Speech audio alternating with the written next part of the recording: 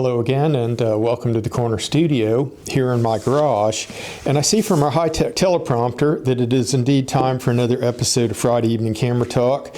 This one is number 115, and it must be a good show. I have a lot of notes on an auxiliary page here, an auxiliary teleprompter. Tonight we're shooting on the Nikon Z8 with the 24-70 f2.8 version 2 lens, and I've been using that lens a lot more lately, and in the back of my mind I've parked the cost of it, and if I don't think about the cost, I'm really enjoying the lens. So I'm going to leave it at that. The lens, actually, I have also used it on the ZR.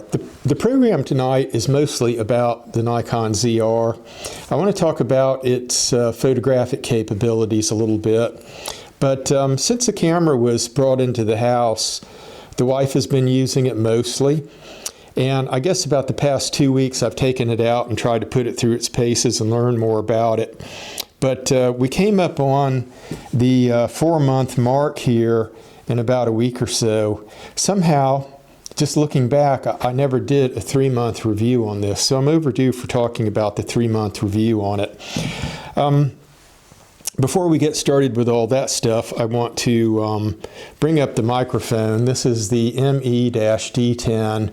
This is a shotgun mic that's made for the ZR, and it installs into the smart hot shoe here, the electronic hot shoe.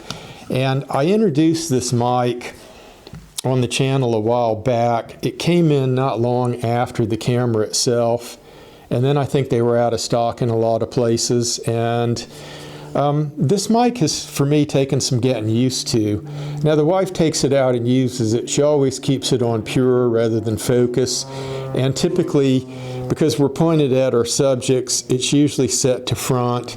And we get good sound out of it, good enough sound. But it's another one of those things where I think it cost about $335, and then with sales tax here, it's somewhere over $350 that I spent on this mic, and I don't know if I feel like I've gotten quite that much bang for the buck.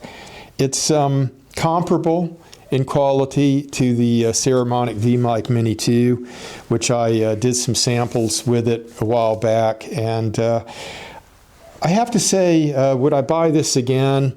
I don't want to say no, because the wife wanted this mic, and if she, if that same sequence was repeated, we'd end up buying this thing again. And she enjoys it and she uses it, and it gives good sound. It's just typically set on pure and front.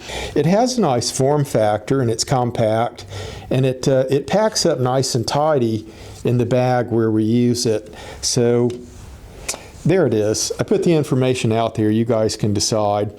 I tell you what, let's take a quick break here, and when we come back, I'm going to walk you through some things that I've observed about this camera, and then we're going to talk about, and I forgot to do this in the intro, so we're delaying taking our break, but Nikon camera releases. I went back and figured out when each of the bodies came out since 2021, and that may surprise us what we're due for this year still. So anyhow, let's take a break here.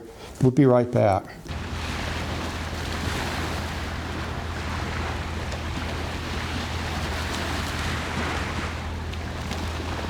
So I'll just mention here, I feel a little off my pace. I was kind of scrambling through my intro, but it's Friday morning here.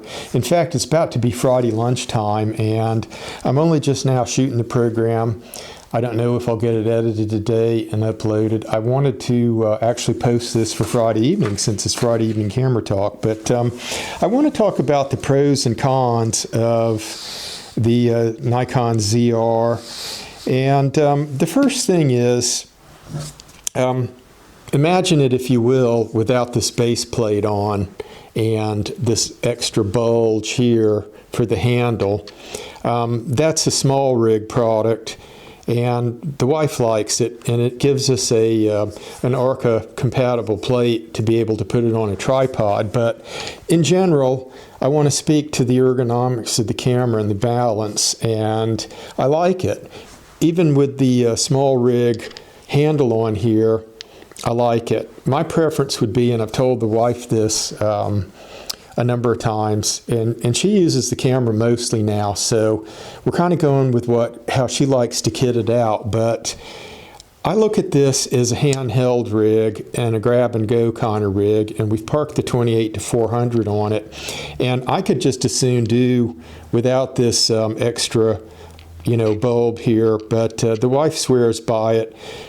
It is indeed a place to lay your hands, but I guess I'm calling that a pro in that you're able to get a good grip on it with the small rig handle, and it provides a base plate for when we do need to put it on the tripod. But I was kind of prepared to use it just with nothing on it, and you hold the camera itself, the lens in one hand, and you kind of balance it here, and you're looking into this screen.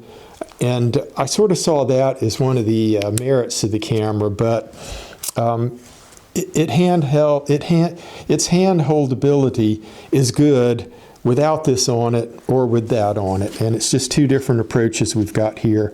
The screen is a really nice upgrade. I've said this before. This is one of the things that just keeps popping up is I see this screen, and it's really, I'll go out on a limb there. I'll say it's wonderful. The IBIS is really good in this camera. We're using it with the lens that has VR, and the IBIS is really good. It works with the VR, and I'm actually able to quite hold this thing still when I'm shooting, and I get good steady clips. Now, what happens is you can only hold something hand still for so long before you get some movement. In general, I look for shooting, if I shoot a 20 or 30 second clip of wildlife or whatever, just something interesting, I want to get about 10 good seconds out of the middle of that. So that's what I shoot for, and the IBIS in this is very good for that. Now, I'm going to say that this is marketed as a cinema camera, obviously. It's part of Nikon's new, hybridized red line. It's a really good photographic camera, and what I want to do here is we'll take a break, and you can look at some samples that I shot.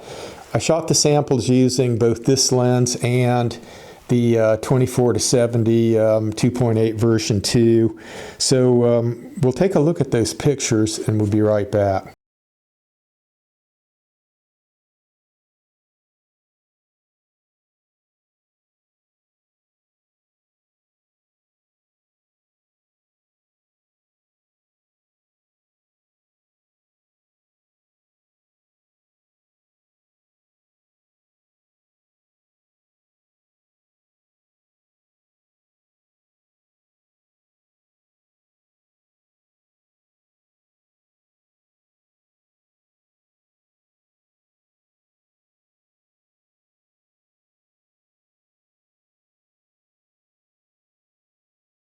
Okay, so we just saw those picture samples, and I'm going to hold it up here. Obviously, the camera takes pictures. There's a switch here that you just switch between video and photo.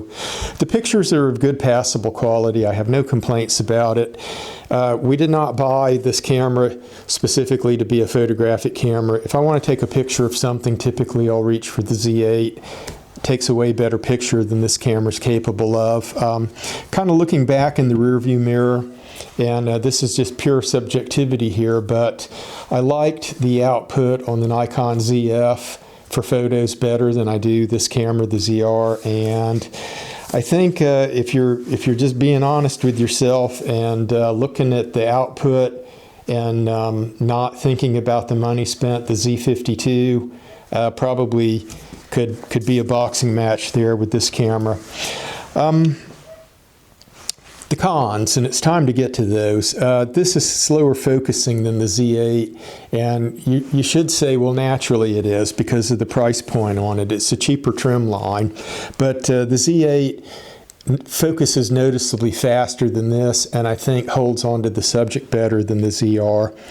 I've got a problem here with the CF Express B card, and when you push on that to get it out, because of the small rig bracket here with the handle and the Arca plate, sometimes I just give up on doing this. I can't quite get my fingers around it.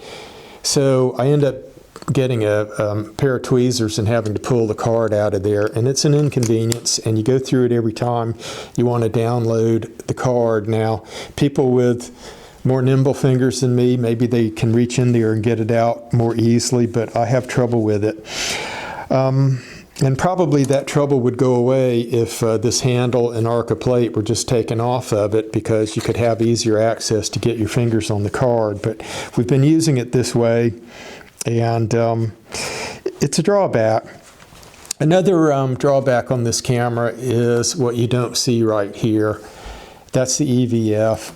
I find using this, I miss it more than I thought I would. Not having an EVF, that's kind of a climb for me, but I'm getting used to just doing this thing with, you know, the screen here and relying on it.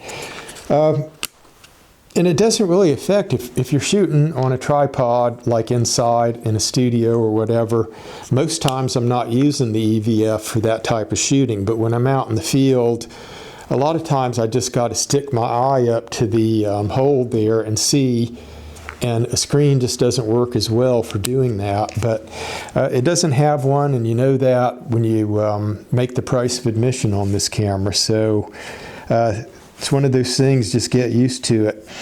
I guess here I want to be careful how I phrase this, but the video output of this camera, it exceeds expectations, all right, but it's not a wonderment. So I'm hesitant to say that it doesn't inspire me, but if I'm walking out the door and I think that I've got a good chance of seeing something really nice, that I want to get the best possible output I can, I'm going to reach for the Z8, not this camera.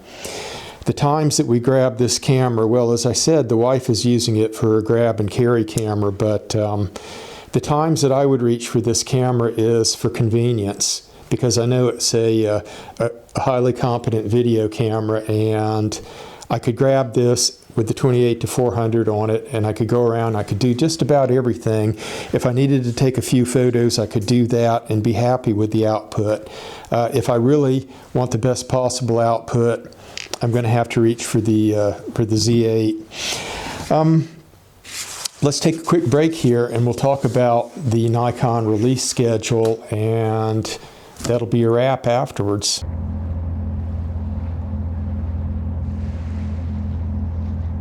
All right, so let's talk about the releases. I noticed, just looking this stuff up, in 2021, Nikon put out one camera body in October. That was the Z9. In 2022, only one camera body in June. That was the Z30. Now, 2023, 2024, and 2025, two camera bodies per year. In 2023, the Z8 came out in May, and then the ZF in September. 2024, the Z6 III came out in June, and the Z52 in November. And 2025, Z5 II in April, and the ZR in September. So they've started doing, Nikon, a 1-2 punch, one camera body in the spring, one camera body in the fall. We're waiting for a jet to pass over. So Nikon seems to have established the pattern of this 1-2 punch, one camera body in the spring and one camera body in the fall.